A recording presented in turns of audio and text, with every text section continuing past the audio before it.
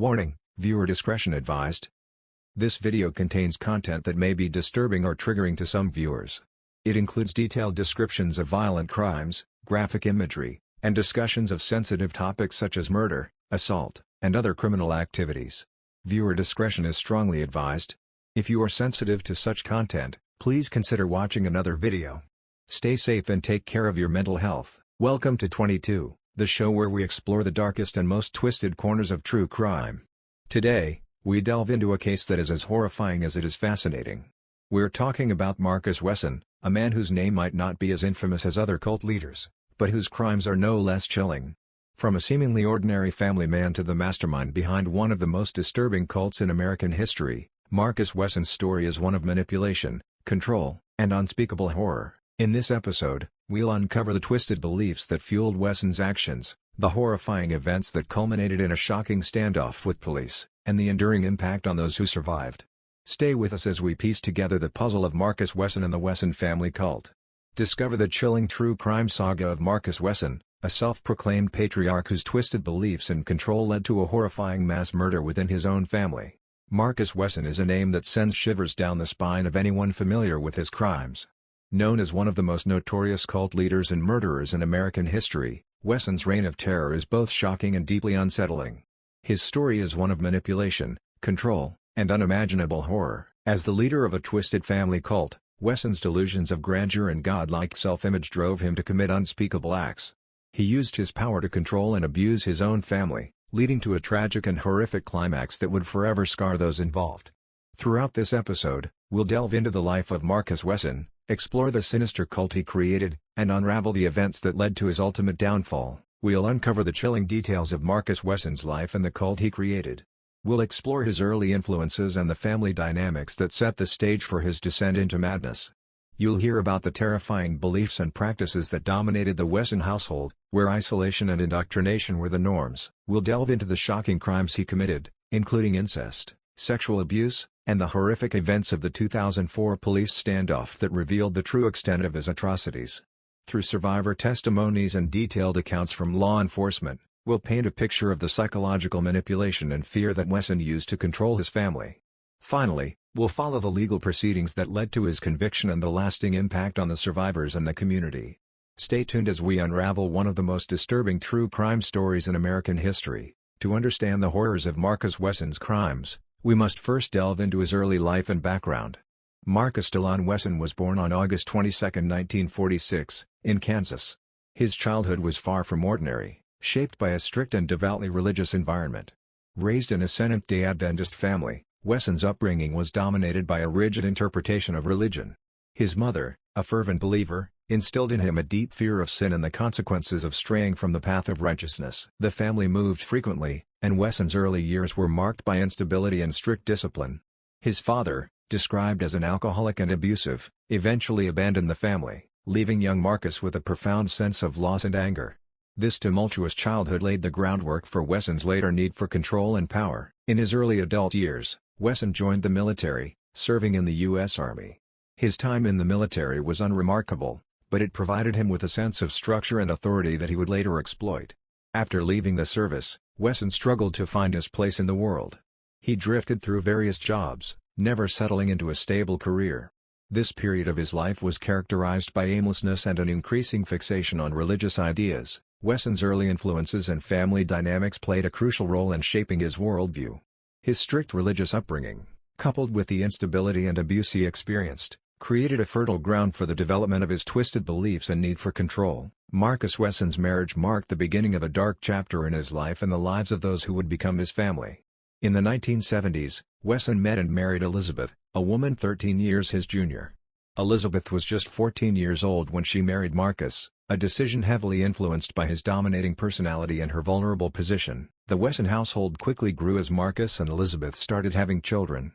But what appeared to be a large, close-knit family on the outside was, in reality, a deeply controlled and isolated environment. Wesson ruled his household with an iron fist, dictating every aspect of his family's lives. He imposed strict rules and isolated them from the outside world, creating a microcosm where his word was law. Wesson's controlling behavior manifested early in their marriage. He demanded complete obedience from his wife and children, using a twisted interpretation of religious texts to justify his actions. He positioned himself as a godlike figure, instilling fear and reverence in his family members. This environment of control and manipulation was the breeding ground for the cult he would later establish. The Wesson family lived in cramped, often unsanitary conditions, moving frequently to avoid scrutiny. They were isolated from society, with the children being homeschooled and kept away from other influences. Wesson's control extended to every aspect of their lives, from their education to their social interactions.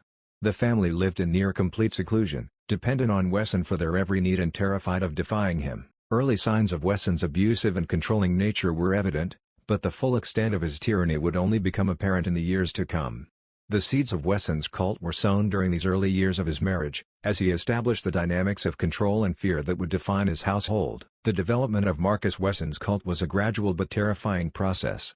By the late 1980s, Wesson had fully embraced his delusional belief that he was a divine being. He began to formalize these beliefs into a set of doctrines that would govern the lives of his family members. Wesson's teachings were a twisted amalgamation of his Seventh-day Adventist upbringing and his own grandiose delusions. He proclaimed himself to be God and declared that his bloodline was holy, a belief that underpinned his insistence on fathering children with multiple women within his family.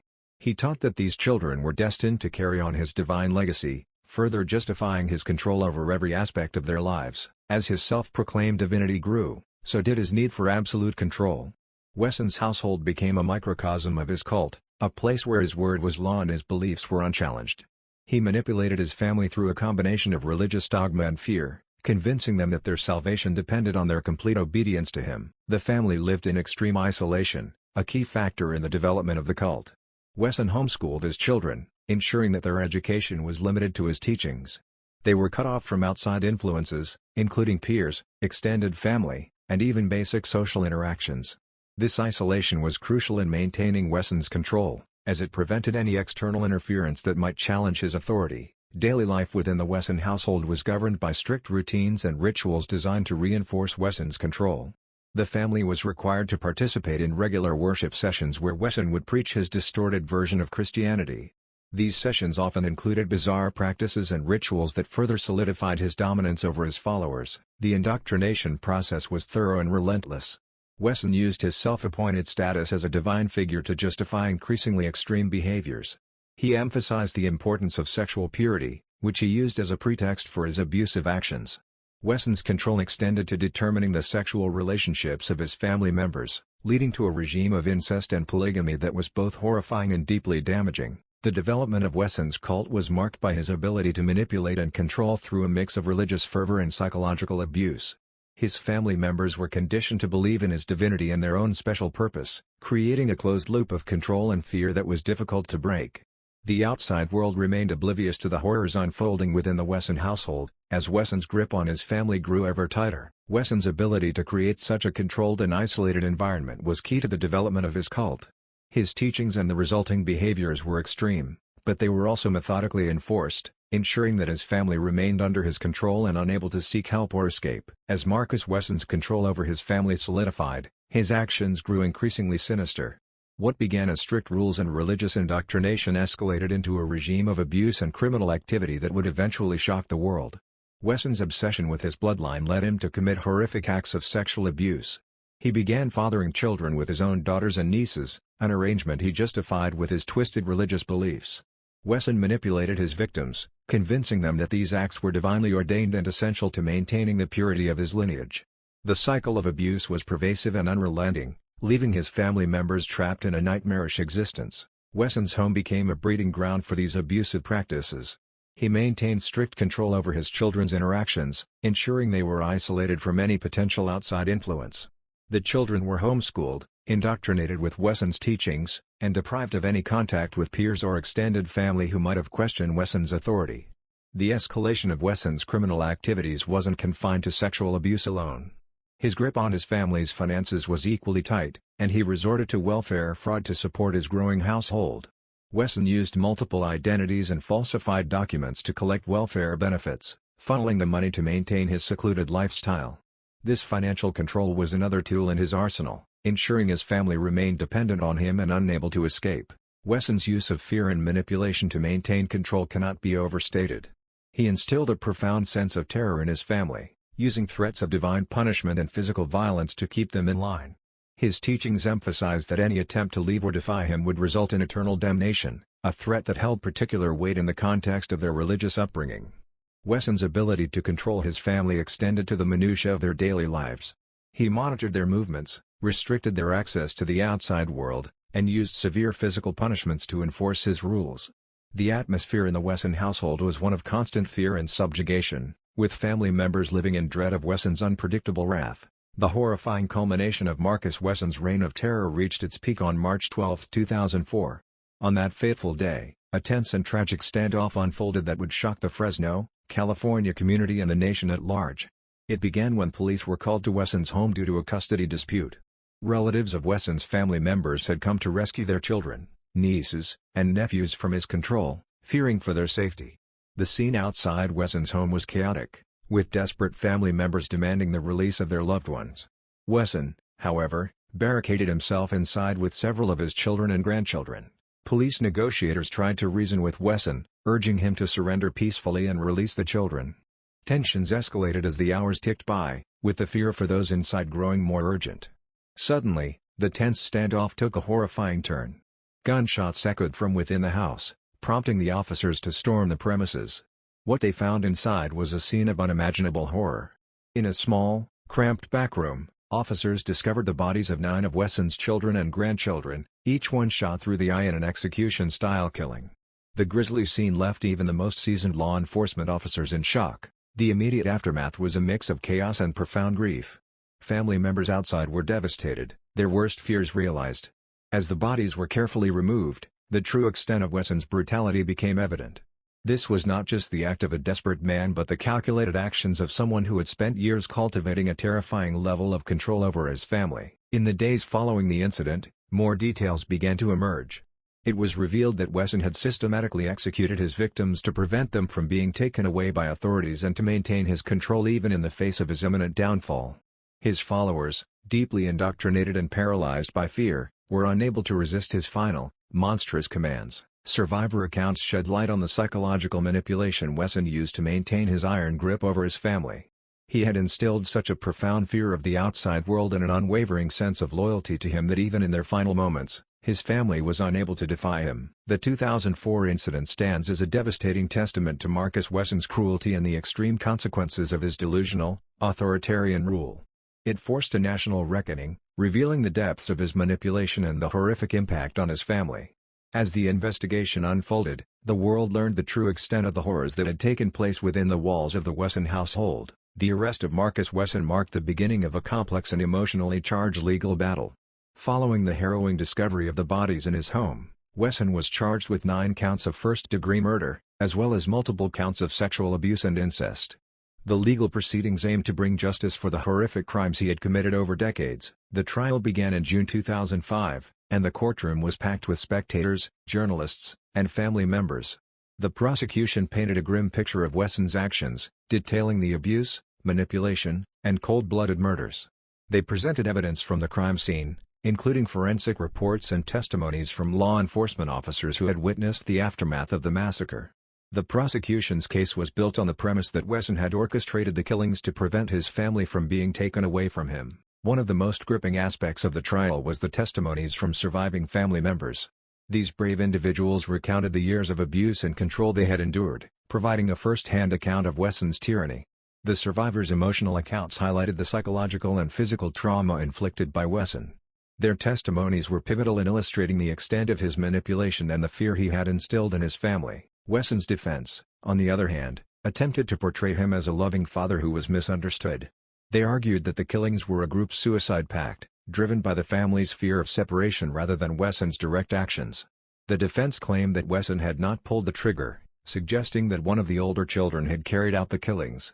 However, the evidence presented by the prosecution, including ballistic reports and eyewitness accounts, strongly refuted this narrative. Key moments in the trial included the forensic evidence that linked Wesson to the murders and the cross-examinations of the surviving family members. The emotional toll on the witnesses was evident, as they relived the horrific experiences in front of the court. The prosecution's case was further strengthened by the detailed accounts from crime scene investigators and medical examiners, who described the methodical nature of the killings. The trial concluded in June 2005 with a guilty verdict on all counts. Marcus Wesson was convicted of 9 counts of first-degree murder and multiple counts of sexual abuse and incest. The jury's decision was unanimous, reflecting the overwhelming evidence of Wesson's guilt.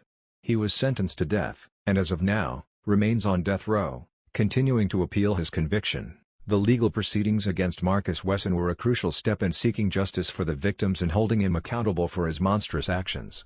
The trial not only exposed the depth of his depravity but also provided a platform for the survivors to share their stories and begin the long process of healing. As the community and the nation grappled with the revelations, the Wesson case served as a stark reminder of the dangers of unchecked power and manipulation. The impact of Marcus Wesson's crimes extended far beyond the immediate victims, leaving deep scars on the surviving family members, the community, and society at large. The revelations of his heinous acts and the tragic 2004 incident triggered a complex wave of emotional, psychological, and social repercussions. For the surviving family members, the path to recovery has been long and arduous. The psychological trauma inflicted by years of abuse and manipulation under Wesson's control left lasting effects.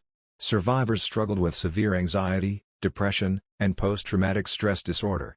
The process of rebuilding their lives has been daunting, as they grapple with the painful memories and the challenge of reclaiming their identities outside the shadow of Wesson's influence. Community efforts played a crucial role in supporting the survivors. Local organizations and support groups provided counseling and resources to help them cope with the aftermath of the trauma. The Fresno community, shocked by the atrocities, came together to offer solidarity and assistance, holding vigils and fundraisers to aid the affected family members. This outpouring of support highlighted the resilience and compassion of the community in the face of such a devastating tragedy. The broader societal implications of the Wesson case sparked important discussions on cult dynamics, psychological manipulation, and the warning signs of abusive control. Experts in psychology and criminal behavior analyzed the case, shedding light on the mechanisms Wesson used to exert such profound control over his family. These insights have contributed to a greater understanding of how cults operate and the importance of early intervention in preventing similar cases. Reflecting on the Wesson case, it becomes evident that there were numerous missed opportunities for intervention. The role of outsiders and extended family in attempting to intervene was significant but ultimately unsuccessful. Despite their efforts, Wesson's skillful manipulation and intimidation tactics prevented them from effectively breaking through his control. This underscores the need for more robust systems and strategies to identify and address situations of extreme abuse and isolation. The legal proceedings against Marcus Wesson, culminating in his conviction and death sentence, provided a measure of justice for the victims. However, the emotional and psychological wounds remain. Survivors continue to share their stories, raising awareness about the signs of cultic behavior and the importance of vigilance in protecting vulnerable individuals. The case also prompted changes in how authorities handle reports of potential abuse and cult activity. There is now a greater emphasis on thorough investigations and the importance of taking concerns from extended family members and community members seriously.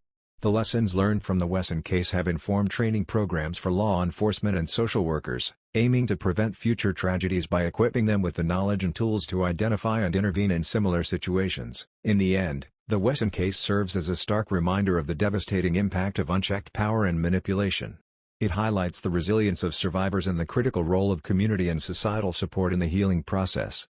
As we move forward, it is essential to remember the lessons learned from this tragedy and to continue working towards a society where such horrors can never happen again. As we wrap up this harrowing journey into the life and crimes of Marcus Wesson, it's clear that his story is one of the darkest chapters in true crime history.